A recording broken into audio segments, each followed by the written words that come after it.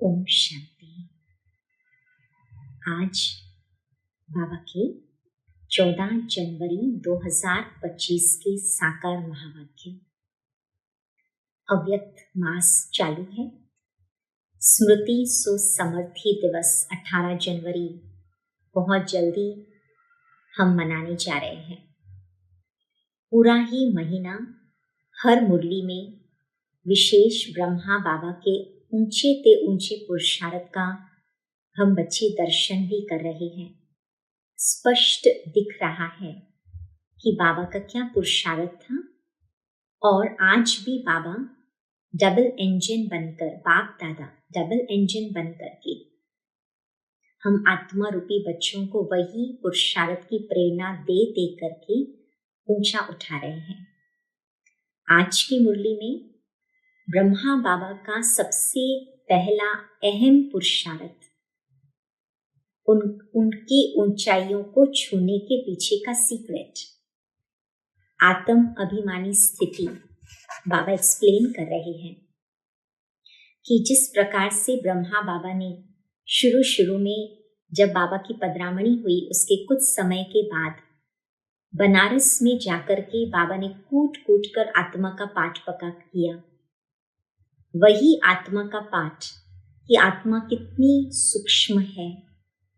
जैसे शिव बाबा का आकारी या साकारी नाम रूप नहीं है, वैसे बच्चे तुम आत्मा का भी साकारी या आकारी जो नाम रूप है उससे भी तुम्हें परे अपने को बिंदु निराकारी स्टेज, जो कुदरत वाली स्टेज है, इतनी सूक्ष्म आत्मा है, उस सूक्ष्म आत्मा के स्वरूप में तुमको नेचुरली स्थित हो जाना है। फिर दूसरा बाबा कहते हैं कि बस उसी निराकारी बाबा की याद ही तुमको सदगति दिलाएगी, किसी साकारी देहधारी की नहीं। फिर चाहे वो ब्रह्मा बाबा हो, चाहे सतयुगी श्री कृष्ण हो। तो बाबा कहते हैं इस ब्रह्मा बाबा ने भी उस निराकार को याद किया। ये ब्रह्मा बाबा भी कहता है कि मुझे याद नहीं करो, लेकिन तुम निराकार बनकर के उस निराकार को याद करो। तो कितनी ब्रह्मा बाबा की ऊंचाई, महानता दिखाई देती है कि बाबा खुद कितना गुप्त रहे, कितना स्वयं को छिपाया। खुद कहते हैं मेरे साथ तुम्हारा कोई वास्ता नहीं, तुम्हें तो शिव बाबा को याद करना है। तो ब्रह्मा बाबा को हम फॉलो फादर की रीति से सैंपल रोल मॉडल रखते हैं। फिर ऐसी निराकार बनकर के निराकार को याद करने से बाबा कहते हैं जो सतयुगी स्टेज है कि जहां पर विकार क्या होता है वो पता भी नहीं। आजकल के बच्चों को, कलयुगी बच्चों को तो विकार का पता तो रहता है। तो बाबा कहते हैं वहां पर विकार की चेष्टा भी नहीं होती है, खींचते भी नहीं, खींच भी नहीं होती है, पुल भी नहीं होती है, अट्रैक्शन भी नहीं होता है, पता ही नहीं होता है विकार क्या है। तो वो स्टेज बाबा कहते हैं उसके लिए निराकारी की याद। और उसी के साथ में बाबा ब्रह्मा बाप समान बनने का पुरुषार्थ बच्चे सदा लाइट हाउस की जो स्टेज है उसके द्वारा ही वह अव्यक्त सेवाएं आवश्यक हैं, पॉसिबल है। उसके लिए बाबा कहते हैं अभ्यास निराकारी और फरिश्ता का, क्योंकि फरिश्ता स्टेज ही ऊंची स्टेज है जिसमें तुम साक्षी भाव से सब कुछ नीचे देखते हुए जब तुम अप्रभावित स्टेज, अनटच्ड स्टेज तक पहुंचते हो, कोई मिक्सचैरिटी नहीं है, कोई चित्त वृत्ति में कोई प्रकार की फीलिंग्स, इमोशंस सेट हुई नहीं है। ऐसी साक्षी फरिश्ता ऊंची स्टेज से ही सदा शुभ भावना, शुभकामना के प्रकंपन तुम फैला सकते हो। और यही स्टेज तुम्हारी सेफ्टी भी है। तो अब सुनते हैं बाबा के मुखारबिंद से। सबसे पहले ब्रह्मा बाप समान आत्मा का ज्ञान पका, पाठ पका करना। बच्चों को समझाया गया है ज्ञान अलग चीज है, जो एक निराकार शिव से ही मिल सकता है, इसको कहा जाता है रूहानी ज्ञान।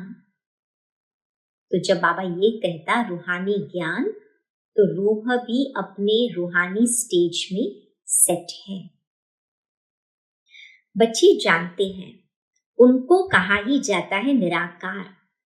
मनुष्य जैसा आकार नहीं, हर वस्तु का आकार जरूर होता है। उन सब में छोटा आकार है आत्मा का, उनको कुदरत ही कहेंगे।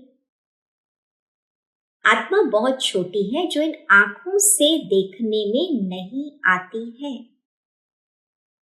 तुम बच्चों को दिव्य दृष्टि मिलती है, माना आत्मा की दृष्टि मिलती है, आत्मा बन करके देखने की दृष्टि, आत्मिक भाव से देखना। तो ये दिव्य दृष्टि मिलती है जिससे सब साक्षात्कार करते हो। जो पास्ट हो गए हैं उनको तुम दिव्य दृष्टि से देखते हो। मतलब आत्मिक स्थिति से पास्ट हो गए कौन? जैसे सतयुगी देवताएं पास्ट हो गए, तो तुम आत्मिक स्थिति से फील कर सकते हो, अनुभव कर सकते हो उस सतयुगी सृष्टि को और अपने सतयुगी कल्प पहले वाले स्वरूप को। बाबा कही घड़ी घड़ी बुद्धि में भी बिठाना होता है हम आत्मा है, आत्मा को ही 84 जन्मों का पाठ बजाना है। अब बाबा कहते हैं अपने को आत्मा समझ मुझ परम पिता परमात्मा को जानो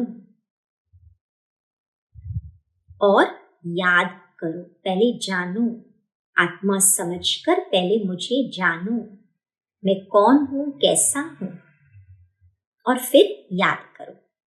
बाबा कहते हैं मैं इनमें प्रवेश कर तुम बच्चों को नॉलेज देता हूं, मुझे देखो। बाबा कहते हैं ब्रह्मा की भ्रुकुटी में मैं आया हूं, तो मुझे देखो, मेरे दिव्य स्वरूप को तुम देखो दिव्य दृष्टि से। तुम बच्चे अपने को आत्मा नहीं समझते हो ना, इसीलिए तुम्हारी नजर इस शरीर पर चली जाती है। किस शरीर पर? बाबा के रथ पर चली जाती है, बाबा ने लिए हुए रथ पर। वास्तव में तुम्हारा इनसे कोई काम नहीं है। सर्व का सदगति दाता तो वह शिव बाबा है, उनकी मत पर तुम सब सुखी बनते हो। अगर बाप की पूरी पहचान बच्चों को हो तो बाप को याद करें और अपने में दैवी गुण धारण करें। जब तक अपनी पूरी पहचान नहीं, बाबा की पूरी पहचान नहीं और उस पहचान से बाबा को याद नहीं करते, तब तक बाबा कहते दैवी गुण नहीं आ सकते हैं। सब याद करते हैं शिव बाबा को, ब्रह्मा को भी नहीं। वह यह खुद कहते हैं, यह माना ब्रह्मा बाबा खुद कहते हैं शिव बाबा को याद करो जिससे विकर्म विनाश होंगे। ये बहुत पावरफुल लाइन है, बाबा खुद कहते। तो जब हम ब्रह्मा बाबा को देखते तो ब्रह्मा बाबा को देखते समय यह समझे कि जिसको मैं आत्मा देख रही हूं ये आत्मा खुद कह रही है, उसको याद करो जो मेरे तन में आया है, जो परम धाम निवासी है, जो सदगति दाता है। तो मैं भी उसको याद करता हूं, तुम भी उसको याद करो, तो विकर्म विनाश होंगे। और कोई को भी याद करने से विकर्म विनाश नहीं होंगे। गीता में भी कहा है माम एकम याद करो। वर्षा मिलता ही है निराकार बाप से। अपने को जब आत्मा समझे तब निराकार बाप को याद कर सके। कई बार यह होता कि हम निराकार को कैसे याद करें, कितना याद करें, फिर बिंदु खिसक जाती है। बाबा कहते हैं पहले अपने को याद करो। इसीलिए तो शुरू में ब्रह्मा बाबा बनारस में गए और खूब अच्छी तरह से पहले तो आत्मा का पाठ पक्का किया। मैं आत्मा हूं, पहले ये पक्का निश्चय करना पड़े, पक्का। मेरा बाप परमात्मा है, वह कहते अब मुझे याद करो तो तुमको वर्षा दूंगा। मैं सबको सुख देने वाला हूं। मैं सभी आत्माओं को शांति धाम ले जाता हूं। बाबा की, निराकार बाबा की ये आवाज है ब्रह्मा द्वारा। अब ऐसी निराकारी याद से विकर्म विनाश होते। फिर जैसे छोटे बच्चों को विकार आदि का पता नहीं रहता, वैसे वहां बड़ों को भी पता नहीं रहता कि विकार क्या चीज है। यह 5 भूत वहां होते ही नहीं, विकारों का जैसे कि पता ही नहीं है।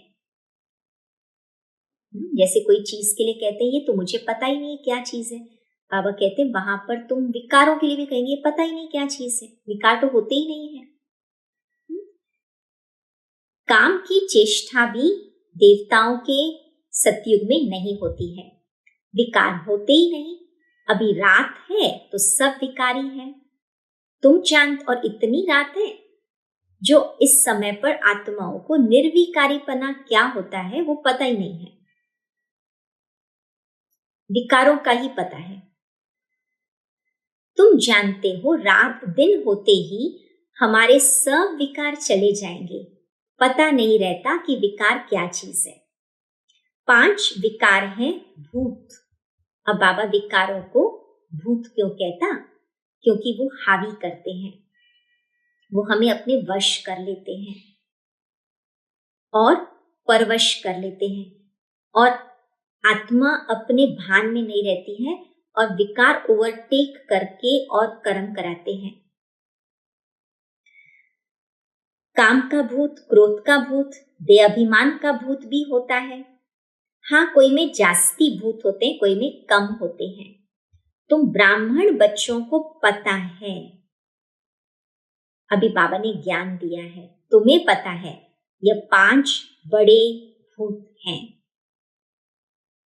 नंबर 1 है काम का भूत, सेकंड नंबर है क्रोध का भूत। कोई रफ डफ बोलता है तो बाबा कहते हैं यह क्रोधी है, यह भूत निकल जाना चाहिए। परंतु भूत निकलना बड़ा मुश्किल है।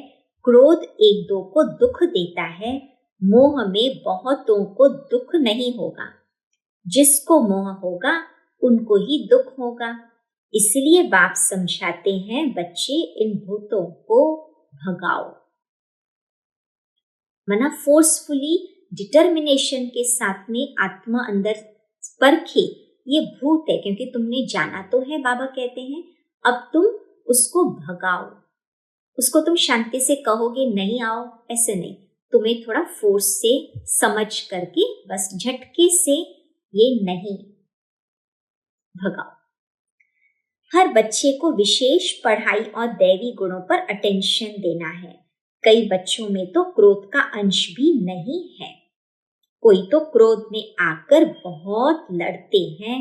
बच्चों को ख्याल करना चाहिए, हमको दैवी गुण धारण कर देवता बनना है। जब पर्पस रिवाइज होता ना, लक्ष्य रिवाइज होता ना, तो बाबा कहते हैं फिर विकारों के ऊपर कंट्रोल भी रहता है। कभी गुस्से से बात नहीं करनी चाहिए। कोई गुस्सा करता है तो समझो उनमें क्रोध का भूत है। वह जैसे भूतनाथ भूतनाथनी बन जाते हैं, ऐसे भूत वालों से कभी बात नहीं करनी चाहिए। भूत के सामने खड़ा भी नहीं होना चाहिए। हमारे में क्रोध न आ जाए, नहीं तो 100 गुना पाप बढ़ जाएगा। अपने ऊपर भी रहम करना है तो दूसरों पर भी रहम करना है। और ये सब निर्विकारी बनने के लिए फिर से बाबा कहते हैं विकर्म विनाश तब होंगे, विकार तब भागेंगे जब तुम निराकारी बिंदु बन निराकारी बाबा को याद करोगे। अब वरदान और अव्यक्त मास का पुरुषार्थ। चलते फिरते सदैव अपने को निराकारी आत्मा और कर्म करते अव्यक्त फरिश्ता समझो। तो सदा खुशी में ऊपर उड़ते रहेंगी। जब तुम फरिश्ता समझोगे, नीचे की दुनिया के विकारी वातावरण, नीचे के स्थिति वाली सोच से भी, खुद के सोच, नीचे की पुरानी संस्कारों से उभरी हुई सोच से भी तुम्हारा कोई रिश्ता नहीं, तब तुम उड़ते रहोगे खुशी में।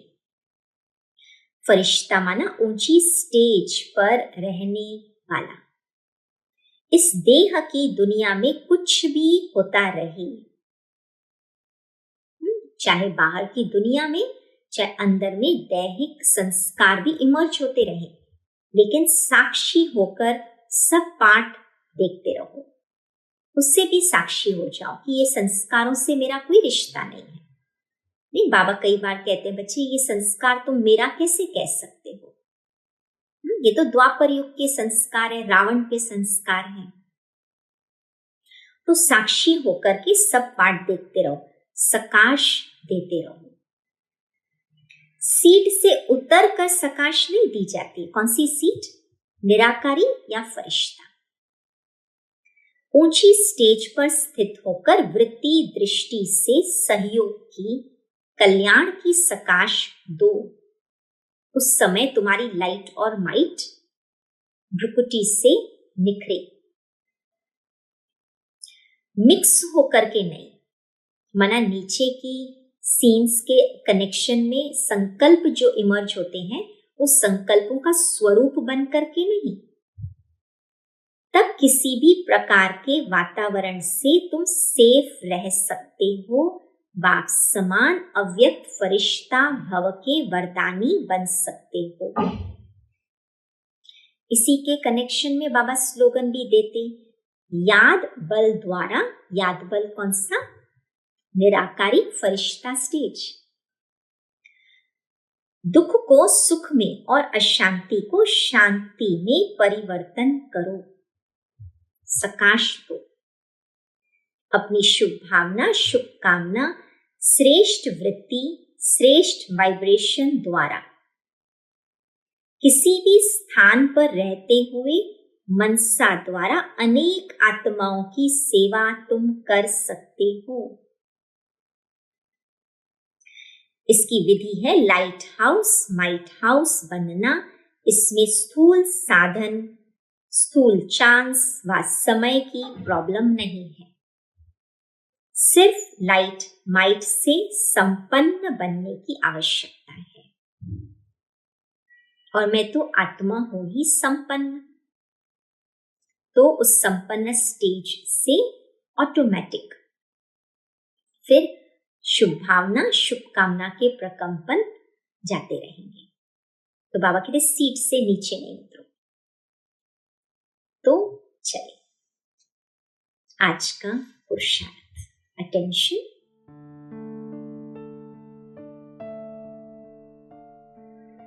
एक तो जैसे ब्रह्मा बाबा ने अपनी आत्मिक स्थिति को घोट घोट के पका किया,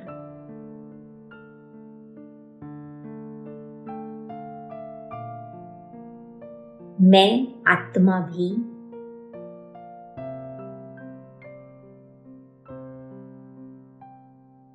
जो मैं हूं, जैसी हूं, बिंदु निराकार सूक्ष्म,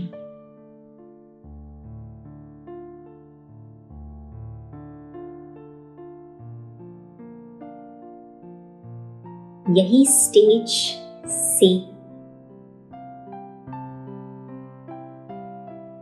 मैं ब्रह्मा बाप समान निराकारी बाबा को जो है जैसे है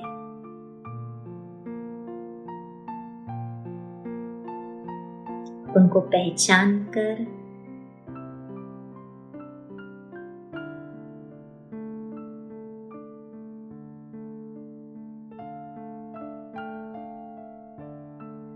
उनके साथ का अनुभव करते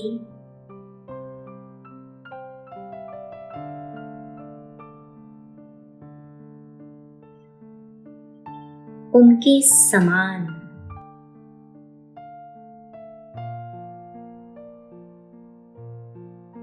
light house might house stage के द्वारा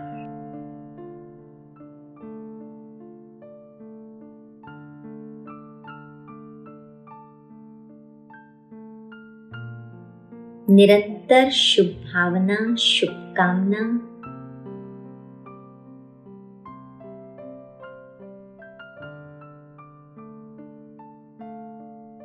के प्रकंपन फैलते हुए देख रही हूं।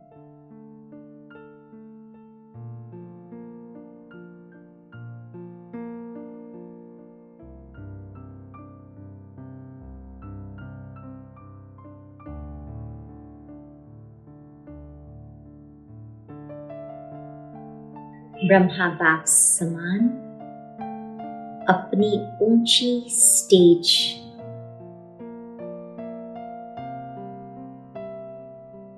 में सदा स्थित हूं।